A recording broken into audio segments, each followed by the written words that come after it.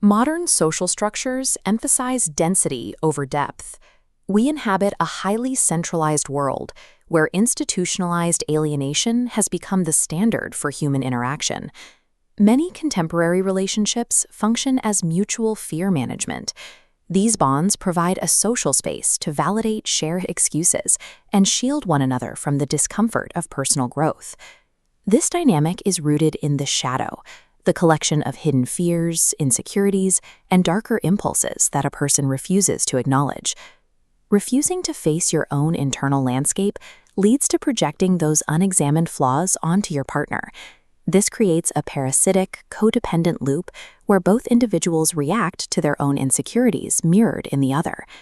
Individuals who cannot govern their own internal fears are easily led by external authorities.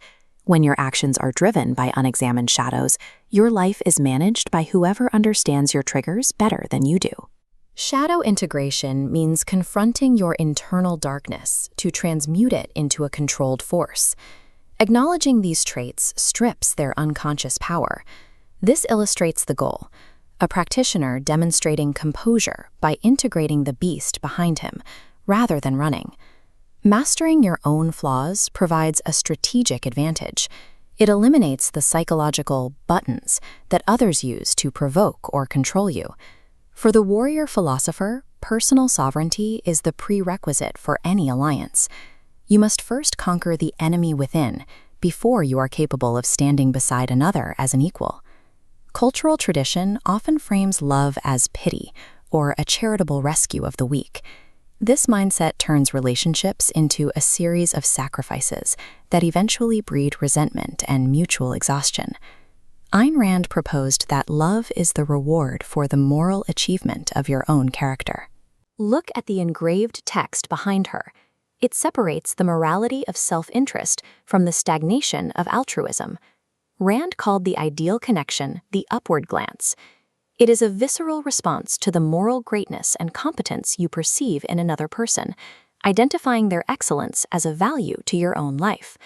This upward glance requires profound self-esteem. To genuinely value the achievement of another, you must first possess a sense of value within yourself. Howard Work, the architect in Rand's The Fountainhead, embodies this sovereign creator. He creates and lives by his own judgment, impervious to the pressure of public opinion or the need for external validation. Work's friendships are built on mutual competence and a shared reverence for the creative spirit. He seeks allies who respect his independence because they value their own. This creates a value-for-value dynamic.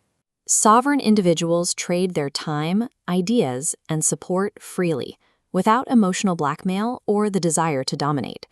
In practice, this means maintaining relationships through clear communication and logical conflict resolution.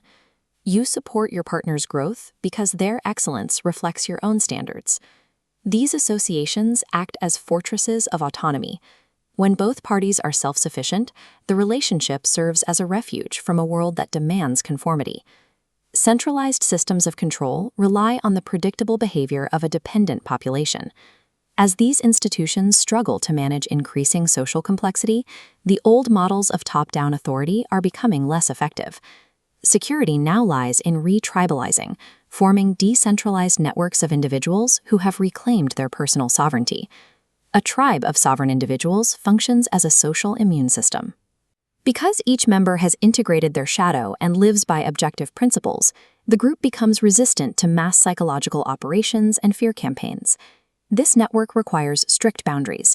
To maintain the health of the tribe, members must hold one another to a code of integrity and remove those who attempt to revert to parasitic or codependent behaviors. This upward trajectory demonstrates the strength of the ethos. It is a community of people who refuse to be managed by fear, bowing to nothing but the truth they have discovered through their own discipline.